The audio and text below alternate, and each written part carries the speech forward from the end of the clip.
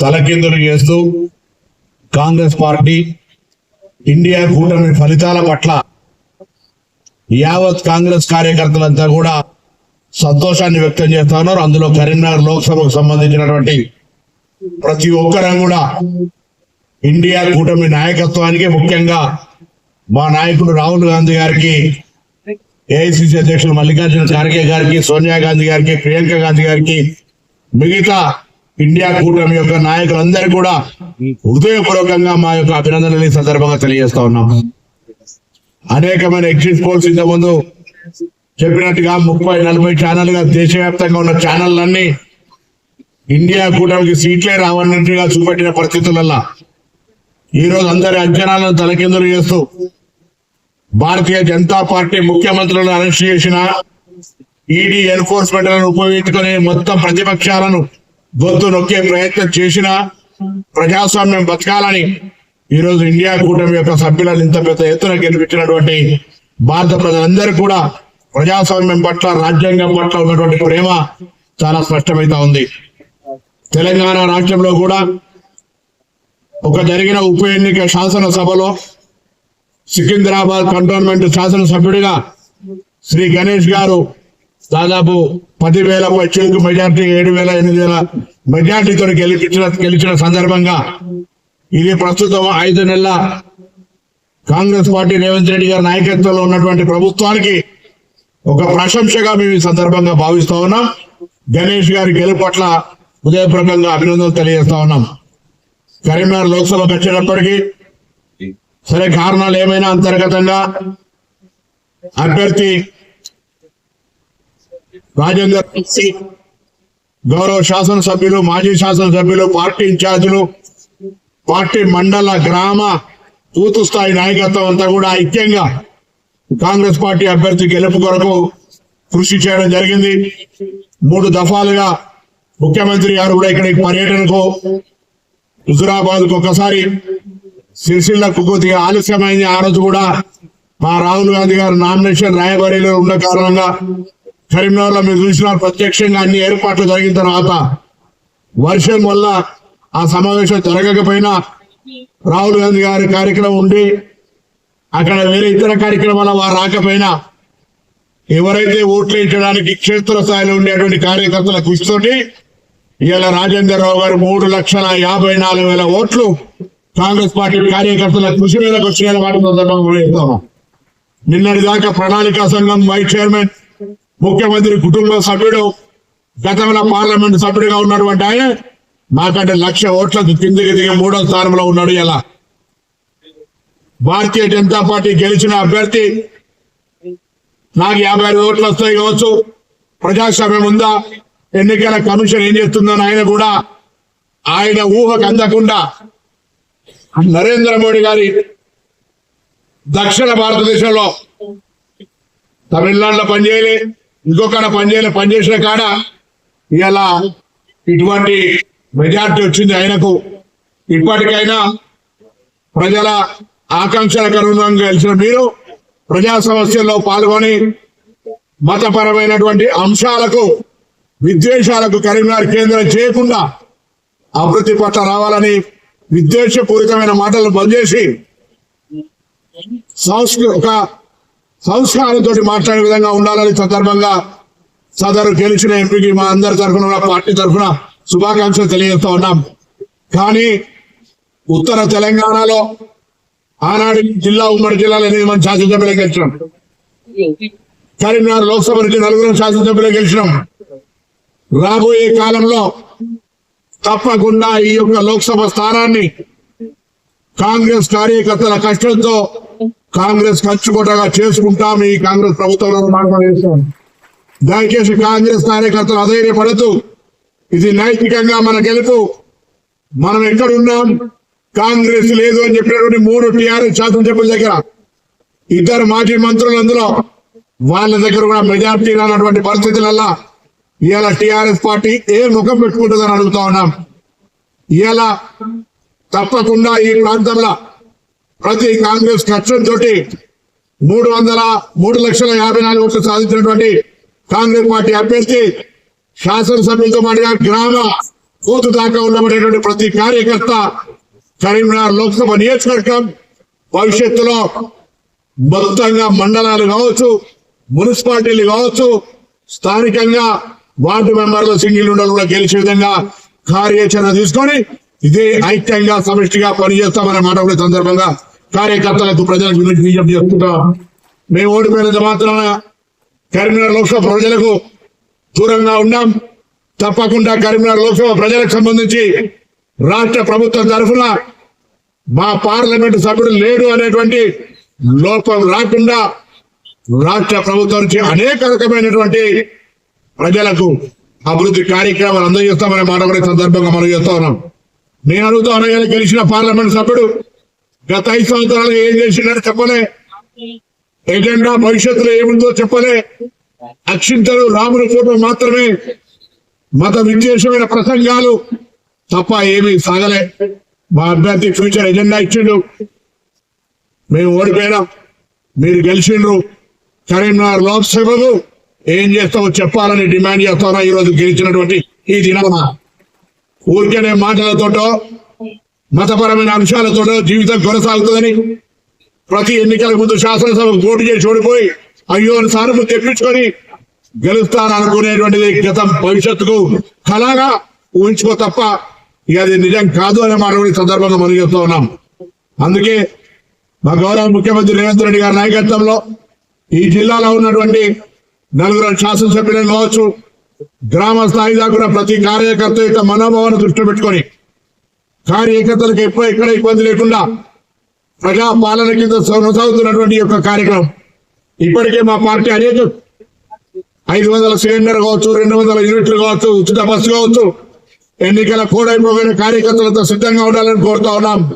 3500 నియోజకవర్గానికి అర్హులైన వాళ్ళందరికీ రేషన్ కార్డు, సన్న వడ్లకు 500 బోనస్, రైతు రుణమాఫీ, అదేవిధంగా పెన్షన్ల పెంపిణీ, మహాలక్ష్మి కింద 2500 ఇచ్చే కార్యక్రమం బరాబర్ చేస్తామని ప్రతిపక్షం వాడు మాట్లాడి గట్టిగా జవాబు చెప్పమని, వాళ్ళ అధికారంలో ఇచ్చిన వాగ్దానాలు ఏమేమి అనలేదో జవాబు చెప్పినాక మమ్మల్ని ప్రశ్నించమని అడగండి.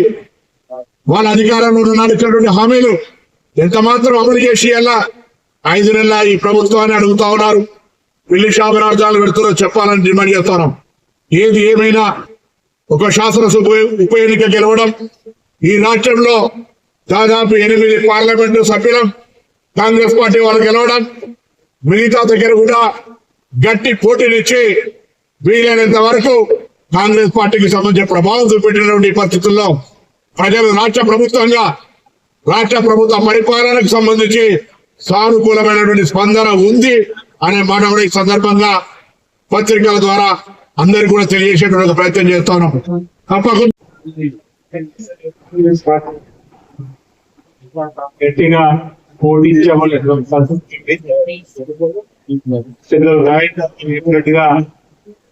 సమయం తక్కువ ఉన్నప్పటికీ అన్ని మండలాల్లో అన్ని గ్రామాల్లో కూడా కాంగ్రెస్ పార్టీ పక్షాన ప్రచారాలు చేసి వారి గెలుపు కోసం వారి కృషి చేసే ప్రజలు చేసే కార్యక్రమంలో కాంగ్రెస్ పార్టీ నాయకులు గౌరవ మంత్రివర్యులు కొండలు రాజ్యసభ గెలుపు కోసం లోక్సభ గెలుస్తూ యావత్తు గ్రామ మండల జిల్లా రాష్ట్ర స్థాయి వివిధ అనుబంధ సంఘాల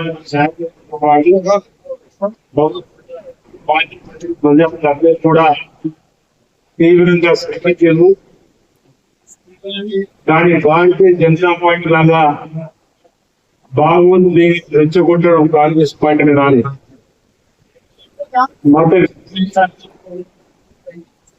మత విద్వేషాలను ఈ ఎన్నికల కోసం వాడుకోవాలని ఆలోచన కాంగ్రెస్ పార్టీకి రాలేదు.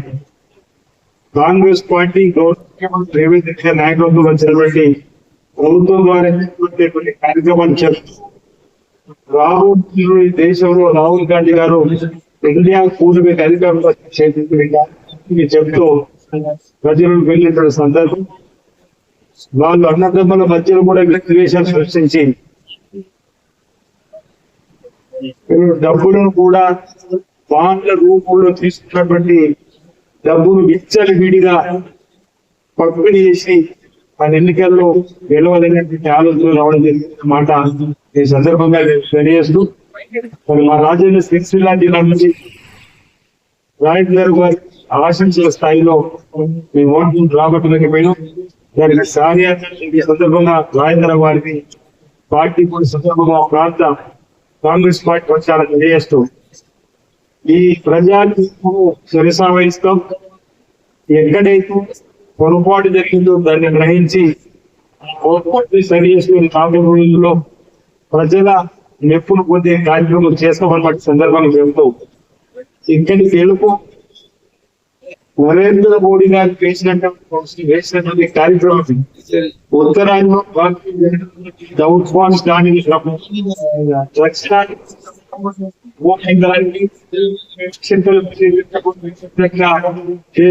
వాటిలో కాస్త ఓటు అటువైపు బదిలీ చేయమని వాటి సందర్భంగా భావిస్తూ తెలంగాణలో టీఆర్ఎస్ పార్టీ కూడా గట్టిగా పోటించే క్రమంలో వెనక్కి పోవడంతో కూడా భారతీయ జనతా పార్టీ నేలేదగా నేను ఎట్టి చేస్తున్నాను. రాష్ట్రంలో కాంగ్రెస్ పార్టీ ఎన్నికలైనా సమాజ ప్రజలను పోదామని ఈ సందర్భంగా తెలియజేస్తా ఉన్నాను.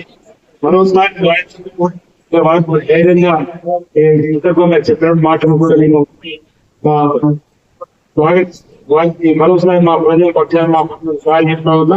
ఎందుకంటే బాగా చేస్తుంది ఆ విషయం చెప్పాలో అర్థం కానీ జరిగిందంటే వాళ్ళలాగా వాళ్ళలాగా నేరుగా ప్రజలు పెట్టడం నేరుగా ప్రజల ఆశీర్వాదం తీసుకునే క్రమంలో జరిగిందో దాన్ని ఈ సందర్భంగా ఈ సందర్భంగా తెలియజేస్తూ నాకు ఈ అవకాశం ధన్యవాదాలు తెలియజేస్తున్నాను. దాంతో పాటు పత్రికా మంత్రి ప్రభాకర్ గారు, అదేవిధంగా వింపుల్ ఆర్ శ్రీనివాస్ గారు, అదేవిధంగా ఇతర నాయకులందరికీ కూడా నమస్కారాలు తెలియజేస్తూ మరి ముఖ్యంగా ఈ ఎన్నికల్లో ఓటమి చెందినటువంటి చుంచాల రాజేంద్రరావు గారికి నిజంగా హృదయపూర్వకంగా తాను ఎంతో శ్రమించి అన్నిటి ఓర్చుకొని 15 రోజుల లోపల మొత్తం పార్లమెంట్ లోకల్ సభ పరిధిలో జరగడం జరిగింది. కానీ మనం ప్రయత్నాలు ఫలిస్తే అనుకున్నాం. ఎందుకంటే మేము తిరిగింది 15 రోజులు. మరి బండి సంజయ్ గారు అంతకు ముందే ఎమ్మెల్యే ఎలక్షన్స్ లో తిరిగినారు. ఎమ్మెల్యే ఎలక్షన్ లో అక్షంత బాక్స్ గారు ఒక ప్రైవేట్ ఆపరేషన్ పెట్టి ఓటర్లు పంచినారు. ఇది రెండోసారి. ఓడిపోయిన సింపతి ఒకటి, రెండోది ఆల్రెడీ తిరిగిట్టు. కానీ మాకు అంత సమయం చిక్కలేదు. మేము తిరుగుతామన్నా కూడా మాకు 15 రోజుల లోపల బీఫామ్ ఇచ్చినారు. ధైర్యం చేసి బీఫామ్ రాకముందు క్యాండిడేట్లు ప్రకటించే నామినేషన్ కూడా జరిగింది. మరి అయినా ప్రజలు సహకరించి తనను 3,12,000 ఓట్ల మంది ఓటు వేస్తాను. వారికి ధన్యవాదాలు తెలియజేస్తూ మరి రాజేంద్రరావు గారిని కూడా సారీ తెలియజేస్తూ వెళ్ళిపోవటం సహజం. పోరాటమే ముఖ్యం. ఏ యుద్ధంలో అయినా, ఏ ఆటలో అయినా, రాజనీతిలో అయినా, రాజకీయాల్లో అయినా పోరాటం చేయాల్సిందే. ఎవరో ఒకరు గెలుస్తారు. కానీ ప్రజలందరూ కూడా విజ్ఞత వహించాల్సింది ఉండగా అయోధ్యలో ఈ రోజు రామ మందిరం ఎక్కడైతే కట్టినారో అక్కడ ఆ ప్రాంతంలో ఉత్తరప్రదేశ్ లో చిత్తుగా బీజేపీ ఓడిపోయింది. కానీ మరి తెలంగాణ ప్రజలకు ఆ రామచంద్రుడు ఏం చెప్పినాడో ఏమో కానీ ఇక్కడ ఓట్లేయడం జరిగింది. మరి అభ్యర్థికి ఏ మెరిట్స్ ఉన్నాయో, ఏం డిమెరిట్స్ ఉన్నాయో ప్రజలందరికీ తెలుసు. రెండవసారి కొన్ని ఎన్నికల్లో ఓడిపోయడానికి పోయినసారి ఒక వర్గం ప్రజలు నాకు ఓట్లు ఇస్తే దాన్ని ఓడిస్తా ఉన్నారని తెలియజేసి ఒక సింపతిని కొట్టేసి ఆయన గెలవడం జరుగుతూ ఉన్నది. సరే, గెలుపు ఎవరిదైనా గెలవాల్సిందే.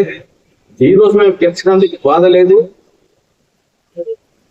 దేశంలో ఇండియా కూటమి అత్యధిక స్థానాలు తప్పకుండా కాంగ్రెస్ ప్రభుత్వము, ఇండియా కూటమి ప్రభుత్వము కేంద్రంలో ఏర్పడుతుందన్న నమ్మకాన్ని రాహుల్ గాంధీ గారు చేసిన ప్రతి ప్రయత్నం, అది భారత్ జోడో యాత్ర కావచ్చు, అది ఈస్టర్న్ స్టేట్స్ లో యాత్ర కావచ్చు, ప్రతి ఒక్క వర్గాన్ని కలవడం కావచ్చు, చాలా విధాలుగా ఆయన చేసిన ప్రయత్నం ఈరోజు ఫలించింది.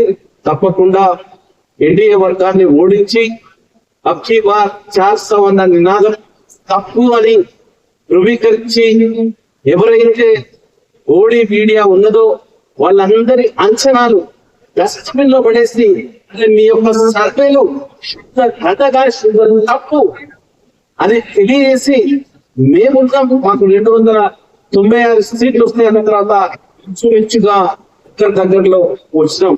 ఈరోజు ఖచ్చితంగా కాంగ్రెస్ పార్టీ కేంద్రంలో ప్రభుత్వాన్ని ఏర్పాటు చేస్తున్న ఇండియా కూటమి, మరి దానికి కూడా చాలా సంతోషంగా ఉన్నది. ఎందుకంటే మోడీ బలము బలమంతా కూడా ఈడీ, సిబిఐ, ఐటీ వీటి పేరు వేధించినాడు.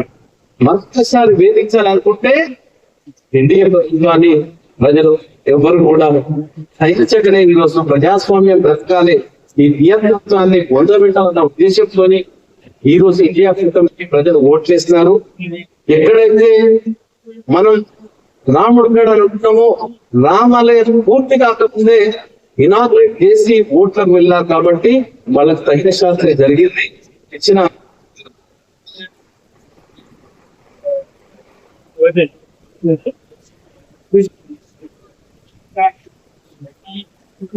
మరి ఉత్తరప్రదేశ్ లో గాని నార్త్ ఈస్టర్న్ స్టేట్స్ లో గాని ఏకపక్షంగా ఎన్నికలు జరుపుకోవాలి, ఈవీఎం మిషన్లను మేనేజ్ చేయాలి. అదే విధంగా భయపెట్టించి భయభ్రాంతులకు గురి చేసి మేము అధికారంలోకి వస్తాము 400 అనే ఒక ఫిగర్ ను ఫిక్స్ చేసి ప్రజలని అయోమయానికి గందరగోళానికి గురి చేసి ఆయన మీడియా ద్వారా విస్తృత ప్రచారాన్ని కల్పించినా కూడా ప్రజలు ఈరోజు చీకొట్టినారు. ప్రజలు ఇండియా కూటమికి పట్టం కట్టారు. కాబట్టి మా వాళ్ళంతా ప్రయత్నం చేస్తా ఉన్నారు. త్వరలోనే 2-3 రోజుల్లో కొత్త ప్రభుత్వం ఏర్పడుతుంది. కాబట్టి ప్రభుత్వాన్ని తీసుకొచ్చి ఈ ఎన్నికల్లో ప్రయత్నం చేసిన ప్రతి కాంగ్రెస్ నాయకునికి, కార్యకర్తకు, అదే విధంగా మాకు ఓటేసిన ప్రజలందరికీ కూడా కృతజ్ఞత తెలియజేస్తూ మరి తప్పకుండా మేమందరం విశ్లేషించుకుంటాం. ఎక్కడ తప్పిదం జరిగింది, ఎందుకు ఈ పొరపాటు జరిగింది, ఈ విధంగా ఓటమి కారణాలు ఏదో విశ్లేషించుకొని మళ్ళీ ప్రజల్లోకి వెళ్తాం. వచ్చే స్థానిక ఎన్నికల్లో కానీ మీరు చూస్తారు, మొన్న బీజేపీకి ఎన్ని ఓట్లు వచ్చినాయో, మేము 5 సీట్ల నుంచి 65 సీట్లు వచ్చి అధికారాన్ని కైవసం చేసుకున్నాం. ఈ రోజు అదే విధంగా కంటోన్మెంట్ ఏరియాలో కూడా గెలిచినాం. మరి రాబోయే రోజుల్లో కూడా విశ్లేషించుకొని ముందుకు వెళ్తామని, ప్రజలకు మరింత సేవ చేయడానికి మేమందరం కూడా కృషి చేస్తామని, మా పొరపాట్లుంటే సరిదిద్దుకుంటామని, సరిదిద్దుకొని ప్రజల దగ్గరికి వెళ్తామని కూడా తెలియజేస్తూ అందరికీ వచ్చిన అందరికి కూడా ధన్యవాదాలు తెలియజేస్తూ లోక్సభ కరీంనగర్ ఎలక్షన్ ఈ రోజు కౌంటింగ్ జరిగి బీజేపీ పార్టీ గెలవడం జరిగింది. మంత్రి గారు, ఎమ్మెల్యేలు, పార్టీ ఇన్ఛార్జీలు, పార్టీ శ్రేణులు మొత్తం అకామిడేషన్ అత్యంత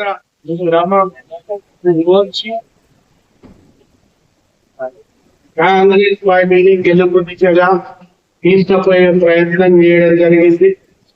పార్టీ టికెట్ ఇవ్వడం కొన్ని కారణాల వల్ల లేట్ జరగడం, పార్టీ శ్రేణులు కానీ ఎమ్మెల్యేలకు కానీ కాంగ్రెస్ పార్టీ ఇన్ఛార్జీలకు కానీ నాకు కానీ కొంత సమయం దొరకలేదు. మాకు దొరికింది 15 రోజులే క్యాంపెయిన్ టైం. సరిగ్గా అంతకన్నా ముందే ఒక 2 సంవత్సరం నుండి అక్షింతల పంపిణీ కార్యక్రమం స్టార్ట్ చేసి భావోద్వేగాలు రెచ్చగొట్టి ఒక మత పరమైన, దేవుని పరమైన భావోద్వేగాలు రెచ్చగొట్టి ఒక సంవత్సరం నుంచి ఓటర్ల అందరినీ మభ్యం పెట్టి తయారు చేయడం వల్ల కొంత మాటల సమయం లేకపోవడం వల్ల మేము ఏదైతుందో కాంగ్రెస్ పార్టీ భారతదేశంలో పుస్తకంలో ఏమేమి ఆలోచనలోని ముందుకెళ్తుంది, కాంగ్రెస్ పార్టీ మేనిఫెస్టో పెట్టింది, రాహుల్ గాంధీ గారు భారత్ జోడో యాత్ర ద్వారా భారతదేశం మొత్తం యునైటెడ్ గా మత కల్లోల మత విద్వేషాలు కుల విద్వేషాలు లేకుండా ఉండే ప్రయత్నం చేసేది. మెయిన్గా మాకు సమయం తక్కువ కావచ్చు, ప్రజలకు కొంత ఈ విషయాలు పూర్తిగా అవగాహన చేయలేకపోయింది. బట్ మాకున్న టైంలో మేము చాలా బ్రహ్మాండంగా పార్టీకి లీడర్లు కానీ అందరూ లీడర్లు కానీ మంత్రి గారు అందరినీ సమన్వయం చేసి ఒక్క తాటి చేసి మొత్తం తల్లిదండ్రులే కాదు హైదరాబాద్ ఇంకా బాగా ఫైట్ చేసేది లేదు అన్న ఫైట్ చేయడం జరిగింది. సాక్షాత్ చీఫ్ మినిస్టర్ గారు ఎనీథింగ్ అని చెప్పడం జరిగింది. అంటే చాలా ధైర్యంగా మాట్లాడినారు, చాలా సాహసంగా మాట్లాడినారు, ఏ విషయంతో ఎదుట తగ్గకుండా మాట్లాడినారు చెప్పడం జరిగింది. రాజకీయాల్లో గెలుపోవడం సహజం, ఓటమిలోనే గెలుపు. మాకు ఈ రోజు సంతోషకరమైన వార్త ఏంటంటే 2 రోజుల క్రితం నుంచి 406 సీట్లు ఉన్నాయని 36 ఛానళ్లలో శంక మోగించుకొని చెప్తే ఈ రోజు దాదాపు సరి సమానంగా ఇండియా కూటమి ఎన్డీఏ కూటమి రావడం జరుగుతుంది. తప్పకుండా ఈ ఓటమి ఇలా ఉండగానే మాకు ఒక విక్టరీ ఏదైతుందో ఆ కనబడుతుంది. దేశంలో తప్పకుండా ఇండియా సారథ్యం ప్రభుత్వం ఏర్పడడం జరుగుతుంది. రాహుల్ గాంధీ గారు ప్రధానమంత్రి అవ్వడం అంతకంతా పెద్ద వ్యక్తి మాకేమీ లేదు కాంగ్రెస్ శ్రేణుల. సో మేము ఈ ఓటమి అయినా కానీ ఆ విషయంలో భారతదేశం మొత్తంలో కాంగ్రెస్ ఇండియా ముఖ్యమే తప్పకుండా గవర్నమెంట్ స్థాపించే దిశగా ముందుకు పోతుంది అనే సంతోషం మాత్రం తప్పకుండా కొంత మేమనుకున్న రీతిలో కాకుండా మెజారిటీ కానీ మేము కాకుండా ఓట్లు కానీ అంటే కొంత తిరిగి వస్తాయి. తప్పకుండా తప్పనిసరి రేటుతో ఏ కారణం మేము మెజారిటీ కాకుండా తగ్గినాయి. అంత పెద్ద మెజారిటీ ఎందుకు బీజేపీ పార్టీకి వెళ్ళడం జరిగింది. ఇది భావోద్వేగాలు ఇంకా ఇచ్చిన కారణాలు ఉన్నాయా అని చెప్పి సమాలోచనలు చేసుకుంటూ విశ్లేషిస్తున్నాం. నేను మళ్ళీ ఒకసారి మంత్రి గారికి, ఎమ్మెల్యేలకు, పార్టీ ఇన్ఛార్జ్లకు, పార్టీ శ్రేణులందరికీ కూడా ఎంత హామీ 3 లక్షల చాలా మంత్రి గారి హుస్నాబాద్ 22,000 మెజారిటీ జరిగేది.